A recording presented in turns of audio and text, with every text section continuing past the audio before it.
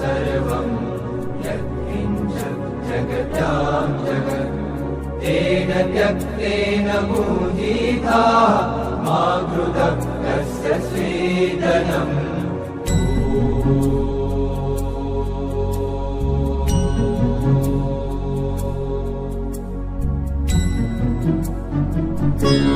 Swami Narayan Swami